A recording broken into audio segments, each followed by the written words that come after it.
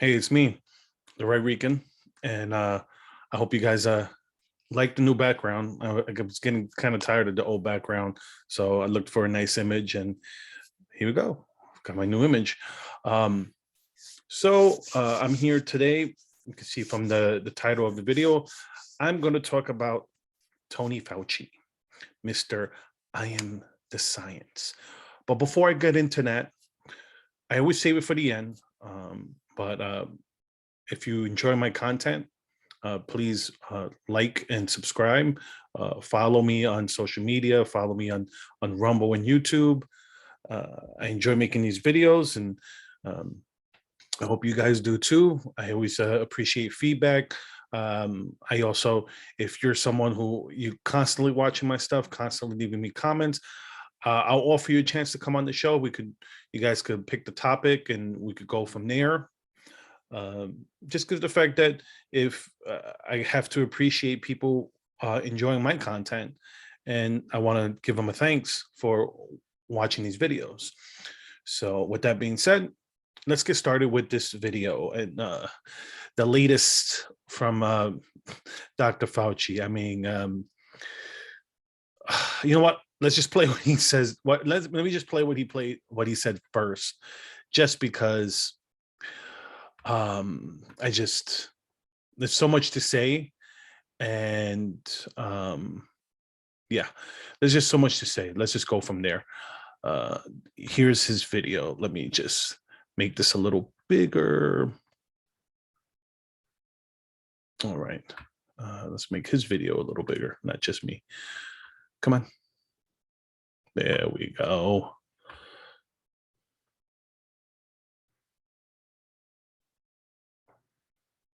I hate when this happens. Technical difficulties.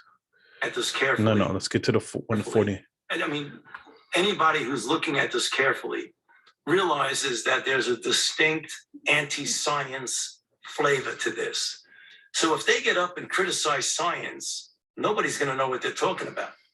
But if they get up and really aim their bullets at Tony Fauci, well, people can recognize there's a person there, so it's easy to criticize, but they're really criticizing science because I represent science. That's dangerous. To me, that's more dangerous than the slings and the arrows that get thrown at me. And if you damage science, you are doing something very detrimental to society long after I leave. Here's what I'm going to say.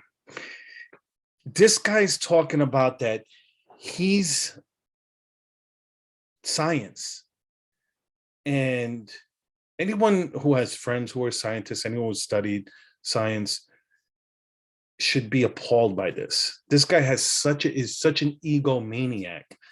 He's here talking about he's the science. It's detrimental to attack him because that means you're attacking science.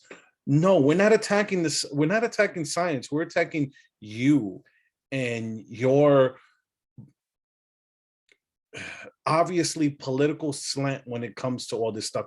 I mean, he's taken, both sides of these issues. I mean, at first he was against mask, and then now he's, super in favor of mask. And that's the whole thing. You're not science, dude. You're not. If we're, to me, seeing this is exactly why this guy should be fired. Because not only is it detrimental to it's not only is it detrimental to,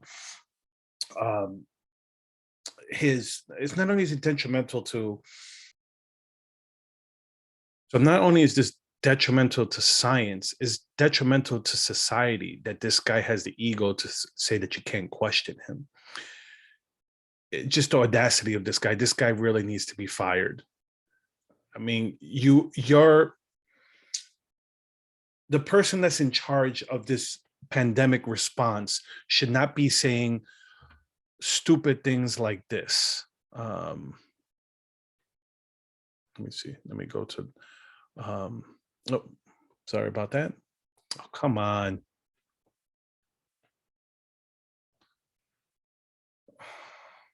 Okay. Basically, so like I said, this guy, um, should not be saying stupid things like I put it here. Okay. Should not is if you're in the medical field, you're in science, you're doing this type of research, you're doing work that should not be political. And I don't care what your political stance is. Just if you're going to be the public face of, let's say like an agency like this, keep your political opinions to yourself. You don't want to show any political bias. And obviously, when you have stuff like this, told the attorney general you should be prosecuted. Yeah. I'd have to laugh at that. I should be prosecuted. What happened on January 6th, Senator? Okay. There alone, he should be fired. It should not. You are supposed to be the nonpartisan face of the NIH. You are undermining people's faith in these agencies. People like you, people like Ray and Mueller are undermining your people's faith in these institutions, because what are you guys doing? You guys are playing politics with these things that should not be political, playing politics with healthcare, with health policy, and with like I said, with DOJ and FBI, with selective prosecutions. It's destroying people's faith in these institutions. And here's a guy, a smug guy, talking about how he's science, and protesting him or attacking him is attacking the science. Well, it's nothing new that this guy says stuff like this. This is an article about him from the 90s, and he put, what was it here? I'm sorry. In the Post story, Fauci called protests, and this is about HIV/AIDS, an inconvenience that could undermine the morale of federal AIDS researchers. It was interesting theater, Fauci said of the march, but it was not helpful. Well, obviously he loves that word, theater. And he is doing the utmost damage to this institution. That's why he needs to be fired. He's, like I said, he's been on both sides of almost every issue when it came to COVID, and he needs to go. We need someone needs to be in there that's an obvious nonpartisan. And when I say obvious nonpartisan, it's someone who has not shown his bias. And this guy has shown his bias, and it's time for him to go. And here's an article from the Daily Wire. It's like, the COVID response has broken our trust in American institutions, by Scott Atlas. He put, I'm hopeful that we're coming toward the end of SARS-CoV-2 virus pandemic. Deaths are not likely to rise dramatically when cases sharply increase. A different pattern than in the initial waves, that decoupling between cases and deaths would be to a great extent due to successful vaccination of those at risk to die, as well as acquired natural immunity. Unfortunately, it's unlikely the reoccurring hysteria and mismanagement by those in power will end so quickly. After more than 18 months of experience, there remains as an almost bizarre lack of understanding that the virus will not simply disappear. Instead, on its way to becoming endemic, cases will continue to peak and ebb periodically, as they have done and continue to do in characteristic cycles all over the world and regionally in the US. We must learn to live with the virus by offering vaccines to the vulnerable, aggressively exploring early treatments, while also accepting some risk rather than employing failed, harmful restrictions on low-risk people every time patterns reoccur. Instead of recognizing the evidence, the flow of misleading information, lacking perspective, Policies counter to scientific data, the absence of transparency continue. And it's true. I mean, we've seen, remember, last year, the death counter, and we obviously know, now we know, thanks to Project Veritas, we know why they had the death counter.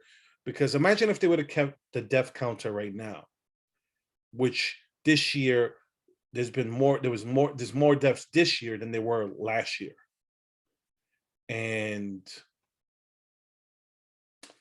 But of course, the media got the person that they wanted in office. So now they have to hide those numbers, because if you put those numbers out there, one, you're gonna freak people out. That's why it should have never been there. You could report the numbers, but don't put them out there. That's freaking people out. But this is what's going on.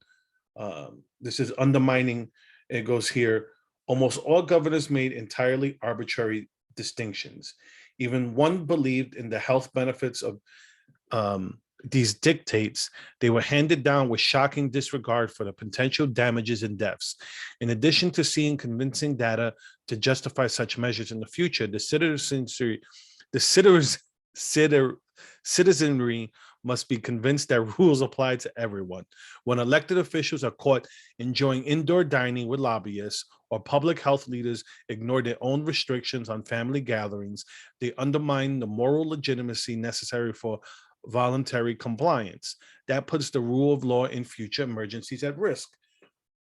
I mean, we all saw it. I mean, we all saw, let's say I'm here in Pennsylvania, Rachel Levine, the deputy, no, she's deputy health secretary, but here she was the health secretary general of Pennsylvania, and she took her parents out of the nursing home, while while COVID patients were going into nursing homes. But that's okay. Cuomo did the same thing in New York, and these people played politics with their COVID response. Here in in New York, Cuomo, there was field hospitals in Central Park. There was Trump sent over the medical hospital. They set up the Jacob Javits Center, and instead of going, okay, let's do what we can to save people, he didn't send people to those places. He sent old people back to nursing homes with COVID, increasing the numbers. So this is, even though this is not about Cuomo, it's about Fauci. This is what's going on. By doing these things, you're undermining people's faith in these institutions. So that's why he needs to go. The irony behind him giving that speech is that, let's say, to the cultist, and I'll say it, I agree with Tim Pool with that. That's just allowing the cultists to keep buying into what he's selling, when he's been all over the place. He's not been a rock. He's been a feather in the wind. And it goes here, trust in government, trust in public health leadership. There's been a repeated and erratic discussion and shameful absence of critical thinking coming from public health officials. On masks, America's leading voice of public health issued a number of statements over a period of months that were in direct conflict with each other and with the data, and he still fails to recognize the most compelling studies. On testing, the CDC put up a guideline, then changed it, then took it down, then put it back, something close to the original. There was no science to prompt those changes. The most visible face of public health praised 4 Northeast US states with the highest rate of fatalities for following his guidance, despite their deadly performance. We also saw statements, actions, and a lack of transparency from our top health officials. health and medical agencies that undermine trust in vaccines and potential treatments, an extremely important part of saving lives in the next pandemic. And that's the whole thing. When you see, let's say, for example, Joe Rogan, Tim Pool, now Dan Bongino, yes, it's anecdotal that these treatments have worked, but you're talking about people who felt horrible, and anywhere between 24 to 48 hours, they were fine. Now, study why those things are working instead of having the media push horse wormer nonsense. Address it. Find out, maybe, study these people, find out what's going on. Is it, is it the combo? Is it just the monoclonal antibodies? What is it? I don't know which one it is, but if it's helping people out, let's find out why.